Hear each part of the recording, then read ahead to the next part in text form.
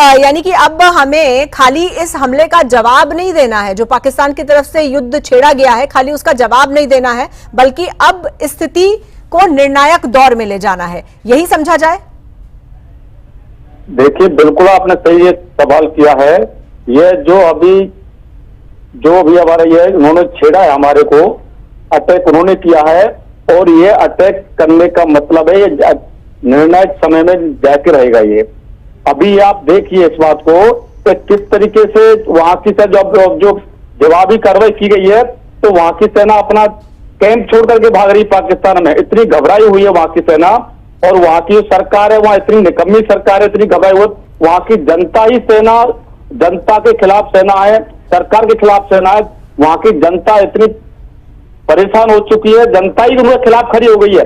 आप देखें, किसी देश से युद्ध छिड़ता है तो युद्ध के टाइम में सारा देश एक हो जाए, जनता सेना के साथ होती है, पर लेकिन वहां की जनता सेना के खिलाफ है। मुनीर को वहां बंदी बना लिया गया है, मुनीर का पता ही नहीं है, वहां के प्रधानमंत्री का पता नहीं है, प्रधानमंत्री अंडरग्राउंड हो गया है। तो वहां की सेना किस बात में लड़ जाएगी? सेना तो वहां बिल्कुल पागल हो चुकी है। और इतनी तो जो उन्होंने अटैक किया है, जो हमारे ऊपर जो ये युद्ध को थोपने की कोशिश किया है, जो घबरा करके थोपा है, पर लेकिन ये सिंदूर बंद नहीं, अब ये सिंदूर ऑल आउट तक चलेगा। ये जब तक ऑल आउट के पाकिस्तान का ये शख्स खत्म नहीं हो जाएगा, ये जितना भी इन्होंने आतंकवाद के अड्डे बना रखे, आतंकवाद पाल रखा है, जब तक जड़ से नस्ता नाबूद नहीं हो जाएगा, भारत की सेना, भारत इसको किसी भी कीमत में ना छोड़ने के मूड में है और ना छोड़ेगा। अब ये जगह जगह गिड़गाता घूम रहा है, भीख मांग रहा है, हमें बचा लो, कि भारत ने हमारे ऊपर ये अटैक कर दिया, भारत हमें छोड़ नहीं पाएगा। पर लेकिन मैं कहना चाहता हूं, भारत अभी छोड़ने के मूड में नहीं है और किसी भी कीमत में नहीं छोड़ा जाएगा। और इसका पाकिस्तान 1971 आप देखिए, उस समय बांग्लादेश अलग किया गया था, पर लेकिन अब के बलूचिस्तान भी अलग होगा, और पीओके भी हमारे अंदर में आकर के रहेगा। पीओके झंडा भारत का तिरंगा नहीं लहरेगा जब तक भारत किसी भी कीमत में उसको बख्शेगा नहीं।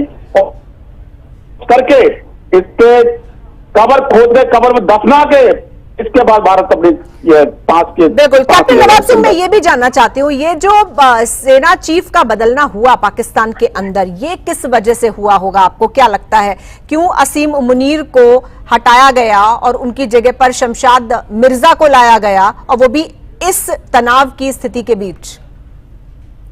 असीम मुनीर को इसलिए हटाया गया, वहां से मैं बताऊं आपको, वहां की जनता उसके खिलाफ है। वो जितना अत्याचार असीम मुनीर ने कराया है जनता के ऊपर, जनता उनके खिलाफ हो चुकी है, बिल्कुल सरकार के खिलाफ है। और यही कारण है ये जो कांड कराया था 22 अप्रैल को, ये असीम मुनीर की चाल थी कि जिस तरीके से हमारे देश के लोगों को निर्मम तरीके से हत्या करवाई गई थी, उनसे जाति धर्म पूछ करके उन पर आइडेंटिफिकेशन करा के उन पर गोली हत्या कराई गई थी, असीम मुनीर की चाल थी। और ये केवल एक चाल थी कि भारत किसी तरह से उकसाए, और मैं इस सरकार के ऊपर, सरकार को साइड में करके वो अपना सत्ता हटाना चाहता था, पर लेकिन वो दाव उसको असीम मुनीर को उल्टा पड़ गया।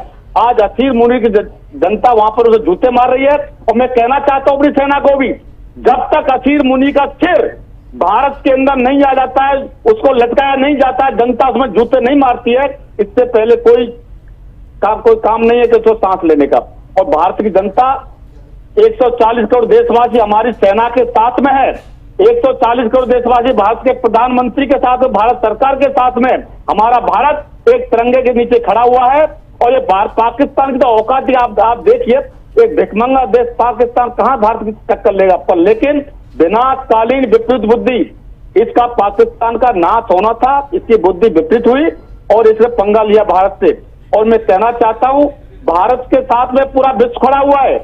आज भारत पाकिस्तान भीख मांग रहा, दर दर की ठोकरें खा रहा है, हमारे को मदद कर दो, हमारे को भारत से बचा लो। पर लेकिन भारत, इसके साथ में कोई भी देश खड़ा हुआ नहीं है और ना ही कोई खड़ा होगा। एक चाइना के ऊपर इतना भरोसा करता था ये पाकिस्तान, चाइना ने अपना हाथ खींच लिया, उसने किले बोल दिया हम टेररिज्म के खिलाफ है, आतंकवाद के खिलाफ है, हम इसमें कोई समर्थन नहीं देंगे, कोई साथ नहीं करेंगे। कुछ बिल्कुल ठीक है मेजर।